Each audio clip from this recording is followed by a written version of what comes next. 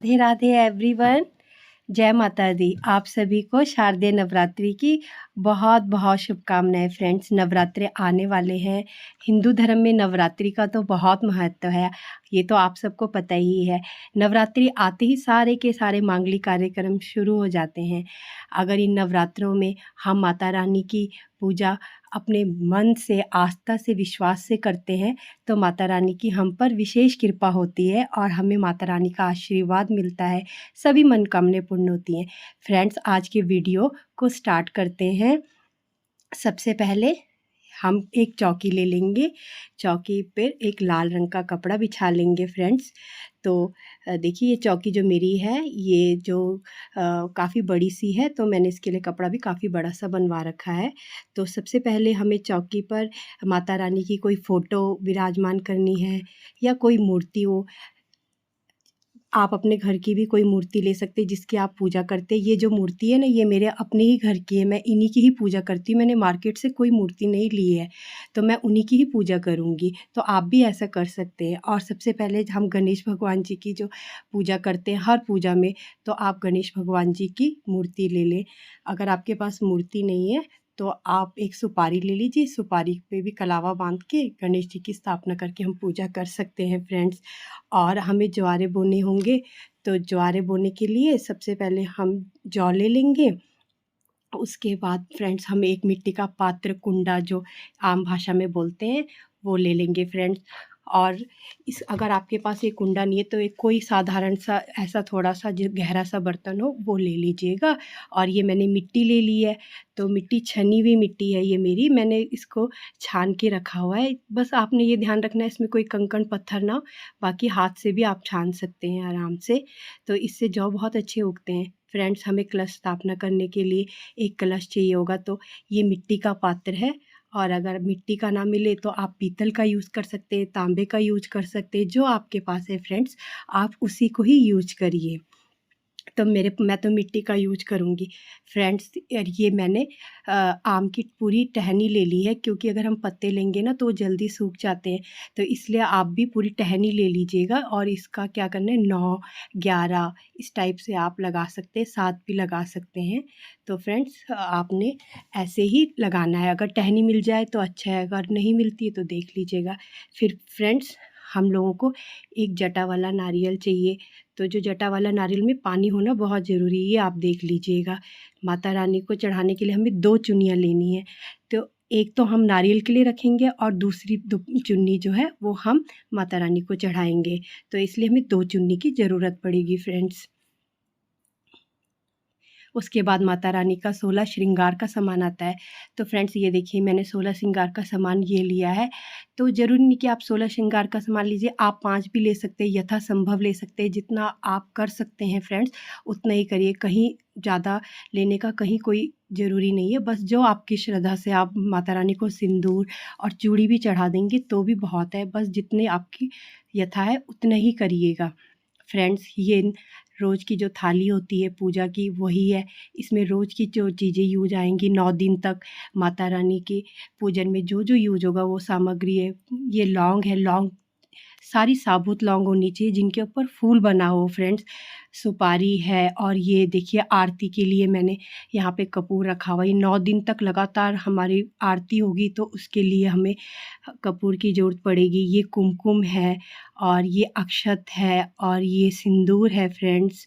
और ये देखिए इत्र है माता रानी के लिए, ये हल्दी है, पिसी हुई हल्दी है, हल्दी की गांठ भी है, और ये इत्र है, माचिस है, और आरती का दीपक है फ्रेंड्स। और ये जो माता रानी को जैसे कोई पानी वानी आचमनी देने के लिए ये पानी की ये रख लेंगे फ्रेंड्स, आचमनी। और ये धूप भी रखेंगे शाम के टाइम धुआं लगाने के लिए फ्रेंड्स। तो इससे क्या होता है, पूरा वातावरण सुगंधित हो जाता है और पूरे घर में पॉजिटिविटी आ जाती है। आप चाहे तो जो लोबान की धुआं भी लगा सकते हैं फ्रेंड्स। उसके बाद फ्रेंड्स, तो ये अखंड दीपक के लिए मैंने दीपक ले लिया है। इस पे ना बाती लगा देते हैं, लंबी सी बाती रहती है जो 9 दिन तक लगातार चलती है। तो ये अखंड दीपक है। और ये देखिए, ये मैंने ना खुद ये मार्केट से ली हुई है। जो जोत होती है ना 9 दिन की, कलावा की माता को बहुत पसंद होती है, इसलिए मैंने कलावा की ली है। और ये मेरी खुद की भी बनाई हुई है, सेम सेम ही है, तो दोनों है। आप चाहे तो रुई की बाती भी बना सकते हैं, तो जो आपको अच्छा लगे वो कर सकते हैं। वैसे कलावा की लेना काफ़ी शुभ माना गया है। और अगर आपके पास पीतल का नहीं है तो आप ऐसे मिट्टी का दीपक भी ले सकते हैं, इससे भी दीपक बहुत अच्छा चलता है। आपके पास जो हो आप उस पे जलाइए, बस थोड़ा बड़ा होना चाहिए ताकि 9 दिन तक अखंड दीपक आराम से चल सके। अखंड दीपक देने के लिए आपको देखिए गाय का शुद्ध घी चाहिए होगा, तो आप वो गाय का घी ही लेगा, भैंस का वगैरह का कोई मत लीजिएगा। और अगर वो नहीं है, घी का नहीं है, तो फिर आप तिल का दीपक भी दे सकते हैं, लेकिन वो वर्जिन होना चाहिए, एकदम शुद्ध जो तेल होता है ना तिल का, वही यूज करना है। तो मैंने ये दोनों रख रखे हैं। घी का दीपक तो बहुत शुद्ध माना गया है, वैसे कोशिश करिएगा कि घी का दीपक ही दीजिएगा। उसके बाद ये रोज़ जो शाम को आरती होगी ना, उसके लिए ये फूल वाली जो रुई है ये रखी हुई है मैंने, शाम की आरती के लिए, माता रानी की आरती के लिए मैंने ये वाला बत्ती रखी हुई है। आप चाहे तो लंबी वाली बत्ती भी बना सकते हैं, रुई भी के से बन जाएगी वो। और मैंने तो गोल बत्ती से ही आरती करनी है फ्रेंड्स। और इसके बाद आप ऐसा करिएगा, कम से कम आधा किलो चावल या उससे ज़्यादा अक्षत चाहिए होंगे हमारे को। जब हम अष्टकमल बनाने के लिए हमें आधा किलो चावल चाहिए होंगे, मतलब काफ़ी सारी चीज़ों में यूज आएंगे, जैसे सुपारी वगैरह में भी रखने के लिए, तो आप आधा किलो अक्षत ले लीजिएगा और ये आपके 9 दिन तक यूज में आएंगे फ्रेंड्स। ऋतु फल भगवान माता रानी को हमें चढ़ाने हैं, उसमें जो भी यथासंभव ऋतु फल हो वो हमें माता को चढ़ाने हैं। देखिए खट्टे फल नहीं होने चाहिए बस, बाकी तो सारे, वैसे तो अनार मीठे फल माता रानी को पसंद है, आप पतासे चढ़ा सकते हैं फ्रेंड्स। और उसके अलावा देखिए माता रानी को पतासे बहुत पसंद है। उसके अलावा आप ये जो पंच मेवे होते हैं ये भी आप माता रानी को ज़रूर चढ़ाइए, माता रानी को ये सारे पंच मेवे बहुत पसंद है, तो ये माता रानी के भोग में आप उनको ज़रूर समर्पित कीजिएगा। और अगर जैसे मिश्री का भी भोग लगा सकते हैं, अगर आपको पताशे नहीं मिल रहे हैं तो आप मिश्री का भी भोग लगा लीजिए, माता रानी को वो भी बहुत पसंद है। फिर फ्रेंड्स उसके बाद देखिए आपने ना जो पान होता है ना, उसका मीठे पान का ना माता रानी को भोग लगाना है।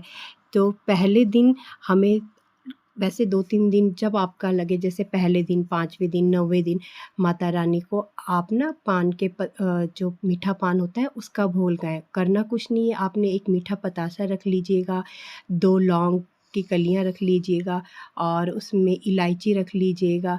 और उसके बाद ना इसको बंद करके माता रानी को पान के पत्ते का, ये जो पान होता है ना, इसका जो भोग लगता है माता रानी को बहुत पसंद है। मीठी चीज़ें माता रानी को सब बहुत पसंद है, तो कोशिश कीजिएगा कि पहले तो 2-3 दिन, नहीं तो 1 दिन पान के पत्ते का जो भोग होता है उसको ज़रूर पान को शामिल करिएगा। तो फ्रेंड्स उसके बाद आपने माता रानी के लिए जैसे फूल की माला बनानी है, तो मैंने तो काफ़ी सारे फूल ले लिए हैं, तो मैं तो फूल की माला खुद ही बनाने वाली हूँ, क्योंकि माता रानी को जो पसंद के गुलाब के फूल होते हैं उसके फूल बना के माला बनाऊँगी। गणेश भगवान जी के लिए पीले फूलों की बनाऊँगी।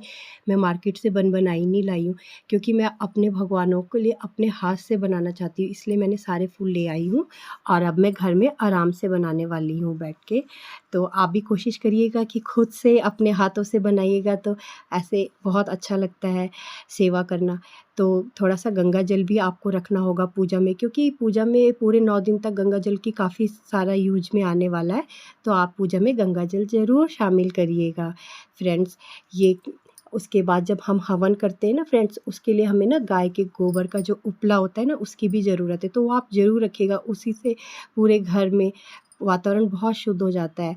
और हवन सामग्री अगर चाहे तो आप मार्केट से ले आइए बन-बनाई, नहीं तो आप खुद से भी बना सकते हैं। मैं तो मार्केट वाली ही यूज़ कर रही हूँ, क्योंकि ये बन-बनाई है और बहुत शुद्ध बनी हुई है जड़ी-बूटियों की फ्रेंड्स। उसके बाद आपको ना एक ये हवन करने के लिए ना एक पात्र चाहिए होगा। मेरे पास ये ऑलरेडी है, इसी पे मैं हवन करती हूँ, तो मैं इसी से ही हवन करने वाली हूँ फ्रेंड्स। तो अगर आपके पास नहीं है तो आप एक छोटा-सा मिट्टी का, जैसे कटोरी जैसी होती है ना, उसमें गोबर के उपले के छोटे-छोटे टुकड़े करके आप उसमें आप अच्छे से हवन कर सकते हैं। और उसी में ही आपको भगवान को, जैसे माता रानी को, और जैसे आप कभी भी हवन करते हैं तो उसके अंदर ही आप अपना जैसे मिष्ठान जो बनाया उसका भोग लगा सकते हैं। फ्रेंड्स जब हम आरती करते हैं ना, तो आरती की जो मेरी थाली है, तो उसमें आप ये देखिएगा कि जैसे घी का दीपक है, तो उसके अलावा हमने कपूर रखना है, धूप रखनी है धुएँ के लिए। और जब भी हम आरती की थाली सजाएँगे तो आरती की थाली पे पुष्प रख के ज़रूर रखना चाहिए, आरती की थाली खाली नहीं रखनी चाहिए फ्रेंड्स। तो इस प्रकार से ये हमारी आरती की जो डेली वाली जो है शाम की आरती होगी, उसके लिए ये थाली तैयार हो गई है। और फ्रेंड्स जो हम कलश की स्थापना करेंगे, उसमें हमने सिक्का, सुपारी, लौंग, इलायची, हल्दी की गांठ ये डालनी है और ये इसमें हम डालेंगे और गंगा जल डालेंगे। उसके बाद हम पंच पल्लव से इसे सजाएंगे फ्रेंड्स। और आप सभी को नवरात्रि की बहुत बहुत